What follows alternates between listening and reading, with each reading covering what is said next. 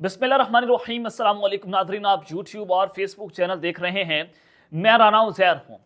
नाज़रीन, ये फैसला कुन ओवर्स का खेल जारी है, जहाँ पर निज़ाम जो है वो इमरान खान के आमने सामने है। फौज मुखालिफ बयानिया एक तरफ है और दूसरी जाने पाकिस्तान की इस्टेब्लिशमेंट वो ये फैसला कर चुके कि इमरान खान साहब को अब मौका नहीं दिया जाएगा, ये ईगो हट हो जाएगी। और इमरान खान साहब जब वापस आएंगे तो डेफिनेटली वो फौज मुखालिफ बयानिया से बाज नहीं आएंगे। तो कुछ बड़ी खबरें हैं जो लेकर आपकी खिदमत में हाजिर हुआ हूं। सबसे पहली खबर पर आज हमने बात करनी है कि आज का दिन पाकिस्तान की सियासत में हलचल रही। पूरा दिन सुप्रीम कोर्ट में समाअत, फिर फैसला महफूज होना, फिर फैसला आना। ये इस वक्त पाकिस्तान की तारीख लिखी जा रही है, डिसाइसिव मोमेंट्स हैं। और इमरान खान साहब के लिए अगले चंद घंटे इस वक्त उनके लिए डू और डाई है। अगले चंद दिन उनके लिए डिसाइसिव है कि क्या हो सकता है। तो आज इमरान खान साहब के खिलाफ एक बहुत बड़ी प्रेस कॉन्फ्रेंस हुई है, अब तक की सबसे बड़ी प्रेस कॉन्फ्रेंस की ऐन मौके पर इमरान खान साहब ने छक्का मारा और फिर ये प्रेस कॉन्फ्रेंस हुई है। और अब कहानी खत्म हो गई है, कप्तान की धज्जियां उड़ा के रख दी गई हैं। इस हवाले से अहम तरीन तफसीलात जनाब आपके सामने रखूंगा कि पाकिस्तान की सियासत में क्या हलचल है, अंदर खाते सिचुएशन क्या है जो मीडिया रिपोर्ट नहीं कर रहा। और फिर दूसरी जानिब सुप्रीम कोर्ट ऑफ पाकिस्तान से भी एक बहुत बड़ी खबर, एक बहुत बड़ा फैसला। अब पाकिस्तान तहरीक इंसाफ क्या करेगी, प्लान सी क्या है, प्लान बी जब फ्लॉप हुआ तो प्लान सी कौन सा होगा। एक नई जंग जो है वो छिड़ी है, वो कम्बल डिटेल्स हैं जो आपके सामने रखनी है। लेकिन अगर आपने चैनल को सब्सक्राइब नहीं किया, चैनल को सब्सक्राइब कर लें, बेल आइकन को दबा दें। आने वाली तमाम तर अपडेट्स आपकी खिदमत में बर वक्त पेश होती रहें। नजर काम पाकिस्तान जो है वो तारीख के नाजुक तरीन मोड़ से गुजर रहा है। ये इलेक्शन बड़ा इंपॉर्टेंट है। पाकिस्तान तहरीक इंसाफ को टिकट लेने के लिए लड़ाइयां चल रही हैं, पार्टी के अंदर लड़ाई है। और मैंने आपको बताया था कि पार्टी के अंदर जो है वो कुछ गद्दार हैं, पार्टी के अंदर कुछ सांप हैं जो इमरान खान साहब को डसने की कोशिश कर रहे हैं। आज इमरान खान साहब का एक प्लान जो है वो सामने आया। वो प्लान था कि पीटीआई नजरियाती के नाम से जो है वो पाकिस्तान तहरीक इंसाफ इलेक्शन लड़ेगी अगर बल्ले का निशान सुप्रीम कोर्ट ऑफ पाकिस्तान वापस ले लेती है। ये मुआहिदा जो है वो हुआ था, ये बहुत पहले मुआहिदा हो चुका था। और ये पार्टी बनाने वाले नईमुल हक साहब थे, मरहूम थे, इमरान खान साहब के इंतहाई करीबी दोस्त थे वो जनाब, ये पार्टी बनाने वाले थे। तो हुआ ये कि ये प्लान जो है आज मंजरेआम पर आया पाकिस्तान तहरीक इंसाफ की जानिब से, क्योंकि आज टिकट्स जो है वो जमा करवाने थे इलेक्शंस के हवाले से। तो ये प्लान किसी ने रात को लीक कर दिया पार्टी के अंदर से कि जनाब इमरान खान साहब कल ये प्लान खेलने जा रहे हैं, तो आप अपनी तैयारी जो है वो मुकम्मल कर लें। जैसे ये प्लान जो है वो सामने आता है, फौरी तौर पर इलेक्शन जो है वो इलेक्शन कमीशन अपना हुक्म जारी करता है, फौरी तौर पर जो है वो सिस्टम अपनी हरकत के अंदर आता है। तो इट मीन्स के पाकिस्तान तहरीक इंसाफ को खुद सांप जो है वो डस रहे हैं, इमरान खान साहब को अपने लोग डस रहे हैं। और इनके सफ़ों में कुछ गद्दार लोग हैं जो इनको नुकसान पहुंचाने की कोशिश कर रहे हैं। ये उनके लिए समझना जरूरी है। मैं अपने पिछले व्लॉग में भी आपको ये बात कर रहा हूँ कि पाकिस्तान तहरीक इंसाफ को हाईजैक कर लिया गया है। ये इमरान खान साहब को मिसगाइड किया जा रहा है, वकला ने हाईजैक किया। ये चंद वकला जो टोला है वो पार्टी पर हावी हो गया है और जो पाकिस्तान तहरीक इंसाफ के सीनियर सियासतदान हैं उनको इग्नोर किया जा रहा है। जैसे शेख रशीद साहब के मुकाबले में पीटीआई के टिकट को जो है वो टिकट दिया गया, फवाद चौधरी साहब को जो है वो इग्नोर कर दिया गया। हालांकि इन दोनों ने पीटीआई के खिलाफ कोई बात नहीं की, इमरान खान साहब के खिलाफ कोई बात नहीं की। तो यहां तक मामला जा चुके हैं कि इमरान खान साहब इतनी ईगो गिर जा चुके हैं। क्या उनको जो है वो किस तरह से ब्रीफ कर रहे हैं, कौन ब्रीफ कर रहा है, वकला अंदर जाकर क्या बात करते हैं, दिस इज वेरी इंपॉर्टेंट। ये पूरी की पूरी पीटीआई जो है वो हाईजैक है। और शेर अफजल मरवत साहब का किरदार भी मैं आपको बता चुका हूं कि जनाब ये भी कोई एक रॉन्ग नंबर है। और ये आपको आने वाले वक्त में पता चल जाएगा कि शेर अफजल मरवत साहब क्या पार्टी के अंदर कर रहे हैं। ये बदमाशी करते हैं और ये कहते हैं कि मैं अपनी पार्टी है, ये मेरी पार्टी है, ये फलां है। इसको हालांकि पाकिस्तान तहरीक इंसाफ ने वाइस प्रेसिडेंट के ओहदे से हटा दिया। ये पार्टी के स्पोक पर्सन नहीं है, कोई ओहदा इनके पास मौजूद नहीं है। बदमाशी कर रहे हैं कि मैंने इस्लामाबाद से टिकट लेना। इनकी लड़ाई है शोएब शाहीन साहब के साथ जो इमरान खान साहब के वकील भी हैं। इन दोनों के दरमियान लड़ाई चल रही थी कि मैंने टिकट लेना है, मैंने टिकट लेना है। शोएब शाहीन साहब इस्लामाबाद से टिकट लेने में कामयाब हो गए हैं।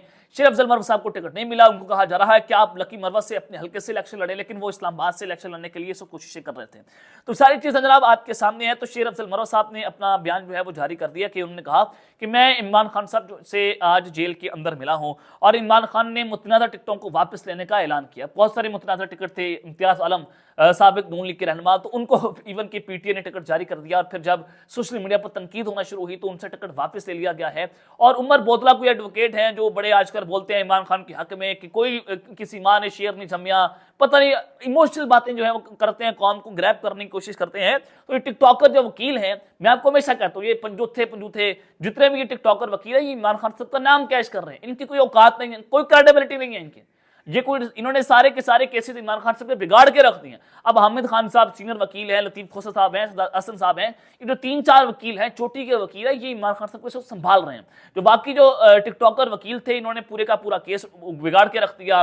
तो शाखाना केस बिगाड़ा, उससे पहले जनाब सैफर का केस था। तो अब मामला स्वयं किसी नहज तक पहुंचना शुरू हुए हैं। तो शेर अफजल मरवत साहब ने एक्स पर, ट्विटर पर जो है वो अपना बयान जारी किया। उन्होंने कहा कि मैंने जेल में इमरान खान साहब से मुलाकात की है। इमरान खान साहब उनको टिकटों की मुतनाज़ा अलॉटमेंट पर तहफ़्फ़ुज़ात से आगाह किया, जिसके जवाब में इमरान खान साहब ने ऐसे मुतनाज़ा टिकटों को वापस लेने का ऐलान किया है और उमैर नियाज़ी को इस पर अमल दरामद की हिदायत की है। इस मौके पर हलीमा खानम, मुशर्रफ बीबी, एजाज बटर और नईम पुजोथा वहाँ पर मौजूद थे। तो ये सारी चीज़ें जनाब आपके सामने हैं कि इस वक्त सूरत हाल किस जानिब जा रही है और ये खेल बिगड़ता चला जा रहा है। पार्टी के अंदर प्लान्स भी लीक हो रहे हैं, पार्टी के अंदर टिकटें भी बिक रही हैं, करोड़ों में टिकटें बिक रही हैं, फॉर्च्यूनर्स की टिकटें बिक रही हैं। उमर बोदला फॉर्च्यूनर लेकर पाकिस्तान तहरीक इंसाफ का जो टिकट जो है वो बेच रहे हैं। तो यहाँ तक हालात जा चुके हैं। तो आज इस्तेकाम पाकिस्तान पार्टी ने एक और अहम तरीन विकेट जो है वो गिरा दी है पीटीआई की, और साबिक रुकने कौमी असम्बली पीटीआई सॉरी ये सूबाई असम्बली है महर अशरफ सियाल, ये जनाब आज इस्तेकाम पाकिस्तान पार्टी को प्यारे हुए हैं और आईपी की अदद का उनकी शमूलियत खैर मकदम। महर अशरफ जो हैं वो लोधरा से पीपी 227 से इंतखाबी टिकट उनको जारी कर दिया गया है और अब वो पाकिस्तान तहरीक इंसाफ से इस्तेकाम पाकिस्तान पार्टी का जो है वो जनाब हिस्सा बन चुके हैं। तो सुप्रीम कोर्ट ऑफ पाकिस्तान से जो बड़ी खबर है वो आप तक पहुंचा देता हूँ कि आज पूरा दिन समाप्त होती रही, पूरा दिन जो पीटीआई का इंतखाबी निशान है कि पीटीआई को भला मिलेगा या नहीं मिलेगा, उस पर मामला चलता रहा। तो जब मैं वीडियो रिकॉर्ड कर रहा हूं तकरीबन 8:47 हो चुके हैं और 9:30 बजे सुप्रीम कोर्ट ऑफ पाकिस्तान इस पर अपना फैसला जारी करेगी और फैसला इस वक्त महफूज हो चुका है। मैं अपने पिछले व्लॉग में भी आपको बता चुका हूं कि फैसला आएगा क्या, लेकिन आपको बताना चाहता हूं कि फैसला क्या आएगा उससे पहले आप जरा इसकी समाज सुन लें कि आज हुआ क्या दिन भर। और ये पूरी कोशिश की जाती रही कि पाकिस्तान तहरीक इंसाफ से जो है वो बल्ले का निशान वापस लिया जाए। 3 रुकनी बेंच ने इसकी समाअत की, जस्टिस मोहम्मद अली मजहर और जस्टिस मुसरत हलाली जो है उस बेंच का हिस्सा रही और चीफ जस्टिस ने इस बेंच की सरबराही की। हफ्ते को समाअत के आगाज पर चीफ जस्टिस ने रिमार्क्स दिए कि पेशावर हाईकोर्ट का तफसीली फैसला आ गया है, जिस पर इमरान खान के वकील या पीटीआई के वकील हामिद खान ने कहा कि उन्होंने फैसला पढ़ा और पेशावर हाईकोर्ट ने बेहतरीन फैसला लिखा है और ये सारी चीजें आपके सामने। फिर बैरिस्टर अली जफर जो है वो दलाइल देने आ गए और बैरिस्टर अली जफर ने दलाइल का आगाज करते हुए कहा कि आज पार्टी टिकट जमा करवाने का आखिरी दिन है, वक्त की किल्लत है, इसलिए जल्दी दलाइल मुकम्मल करने की कोशिश करूंगा। चीफ जस्टिस ने रिमार्क्स दिए कि हमारे पास वक्त कम है क्योंकि फैसला भी लिखना है। जस्टिस मोहम्मद अली मजहर ने इस्तफसार किया। 2 सवालात हैं कि क्या अदालती इख्तियार था या नहीं, क्या इलेक्शन कमीशन के पास इंट्रा पार्टी इलेक्शन की छानबीन का इख्तियार है या नहीं। बैरिस्टर अली जफर ने कहा कि ना तो आइन और ना ही इलेक्शन एक्ट इलेक्शन कमीशन को इंट्रा पार्टी इंतखाबात की जायजे की इजाजत देता है। इंतखाबी निशान इंट्रा पार्टी इंतखाबात की वजह से रोका नहीं जा सकता। तो यहाँ पर मोहम्मद जो बैरिस्टर अली जफर है उन्होंने पूरे का पूरा बयानिया उड़ा के रख दिया। जिस तरह से वो लड़ते रहे, पूरा दिन लड़ते रहे, जंग लड़ी, तो ये यहां से नजर आया कि पाकिस्तान तहरीक इंसाफ से बल्ले का निशान जो है वो वापस नहीं लिया जाएगा। उन्होंने मजीद कहा कि आर्टिकल 17 2 तरह सियासी जमातें बनाने का इख्तियार देता है। सुप्रीम कोर्ट भी आर्टिकल 17(2) की तफसील तशरीह कर चुकी है और इंतखाबात एक इंतखाबी निशान से लड़ना सियासी जमात के हकूक में शामिल है। उन्होंने कहा कि सियासी जमात को इंट्रा पार्टी इंतखाबात की बुनियाद पर इंतखाबी निशान से महरूम नहीं किया जा सकता और यह आर्टिकल 17(2) की खिलाफ वर्जी है। इलेक्शन कमीशन ने पीटीआई के साथ इम्तियाजी सलूक बरता है और इलेक्शन कमीशन ने बल्ले का निशान छीनकर बज़ाहिर बददियानती की। अभी ये सारी चीज़ें आपके सामने, पहले बल्ले का निशान वापस लिया, फेडरल हाई कोर्ट का फैसला, फिर उसको चैलेंज करना सुप्रीम कोर्ट ऑफ पाकिस्तान में, फिर पाकिस्तान तहरीक इंसाफ ने प्लान बी मैदान में उतारा कि पीटीआई निज़ाती जो है उससे हमारे इत्तेहाद है, तो लिहाजा हम उनके टिकट पर इलेक्शन लड़ सकते हैं। तो फौरी तौर पर इलेक्शन कमीशन ऑफ पाकिस्तान ने कहा कि जनाब नहीं, पीटीआई के उम्मीदवार पीटीआई निज़ाती के टिकट के ऊपर जो है वो इलेक्शन नहीं लड़ सकते। अब ये 9:30 बजे जो फैसला है इसकी 2 ही सूरतें हैं। हर सूरत के अंदर पीटीआई को बल्ला वापस मिलेगा। ज़्यादा से ज़्यादा क्या हो सकता है, पेनल्टी जो है वो डाल दी जाएगी। चीफ जस्टिस जो है वो पेनल्टी डाल सकते हैं, जुर्माना कर सकते हैं, या फिर चीफ जस्टिस पाकिस्तान दोबारा पीटीआई को जो मुमकिन फैसला है उसको दोबारा इंतखाबात करवाने का कह सकते हैं कि जनाब आप अपने दोबारा इंतखाबात करवाएं।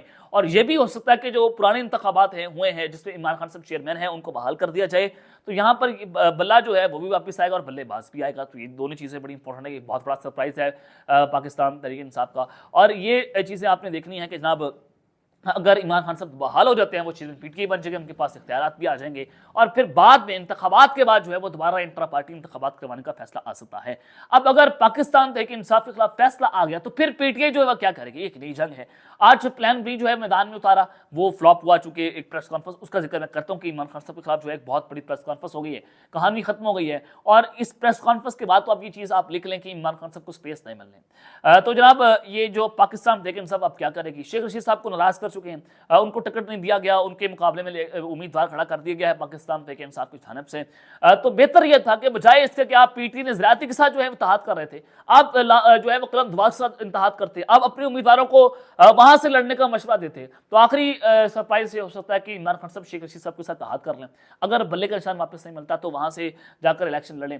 तो ये भी इमरान खान साहब के पास एक ऑप्शन मौजूद है। तो पाकिस्तान तहरीक इंसाफ वाले ये बात कर रहे हैं कि अगर प्लान बी फ्लॉप हो गया तो कोई मसला नहीं है, प्लान सी, प्लान डी और प्लान ई भी पीडीए के पास इस वक्त मौजूद है। इमरान खान साहब मुकम्मल तैयारी के साथ जो है वो बैठे हुए हैं।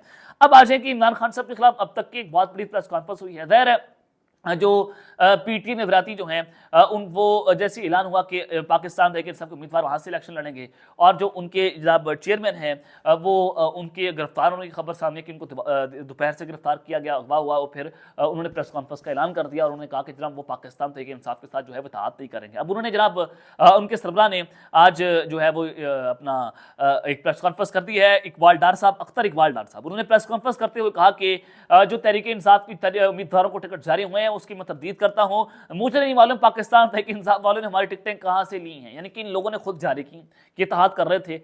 तो फिर आपको पता है कि फोन कॉल के ऊपर फैसला तब्दील हुआ और इन्होंने सारा मामला जो है पाकिस्तान तहरीक इंसाफ के ऊपर डाल दिया। तो ये चीज़ें बड़ी इंपॉर्टेंट है और ये आपको बताना चाहता हूँ कि उन्होंने कहा कि जनाब हमें कुछ नहीं मालूम, हम जो हैं वो ये सारी जो टिकटें आई हैं वो जाली हैं। और जब उनसे बात हुई कि जनाब आपसे सुबह से रब्ता जो है वो नहीं हो पा रहा था, तो उन्होंने कहा कि जनाब मेरी मोबाइल की बैटरी जो है वो डाउन हो गई थी, इस वजह से मैं रब्ता नहीं कर सका। तो ये आपको पता है कि बैटरी कैसे और कौन डाउन करता है, क्योंकि हम तो इस मोबाइल से गुजर के आ चुके हैं, तो उनके ऊपर जो है वो ये मुश्किल वक्त है। तो उन्होंने उनके साथ जो इत्तेहाद हुआ था पाकिस्तान तहरीक इंसाफ का और पीटीआई नज़राती का, क्योंकि 2012 में वजूद में आई, नईमुल हक साहब जो है उन्होंने इसको बनाया था। तो ये इत्तेहाद था जनाब कि जो इत्तेहाद सामने आया, जो माहिदा हुआ था, जो इसी चेयरमैन पीटीआई नज़राती अख्तर इकबाल डार साहब ने किया था, ये तहरीक इंसाफ के साथ कर रखा था और इनके दस्तखत भी मौजूद हैं, इनकी मोहर भी मौजूद है कि आपके उम्मीदवार हमारे निशान पर इलेक्शन लड़ सकते हैं या आप हमारे उम्मीदवार आपके निशान पर इलेक्शन लड़ सकते हैं। यानी कि एक जमात है, दोनों जमातें एक ही जमात जो है कंसिडर हो रही थी। पीटीआई का निशान बल्ला था और इनका निशान जो है बल्लेबाज था। तो सारी चीज़ें आपके सामने है। तो उन्होंने कहा कि जो ये मुआहदा है मैं इसकी तफदीद करता हूँ, ये झूठा और जाली मुआहदा है। तो यहाँ तक बात जा चुकी है, तो ये भी एक्सपोज हो गया है। तो अब लेट्स सी कि मामला किस जानिब जाता है। और जी इमरान खान साहब के खिलाफ आखिरी प्रेस कॉन्फ्रेंस और धजिया जो है वो आप उड़ा दी गई हैं और निज़ाम अब आखिरी हद तक इमरान खान साहब के खिलाफ जाएगा। अब तक के लिए इतना ही, अपना ख्याल रखिएगा और पाकिस्तान जिंदाबाद।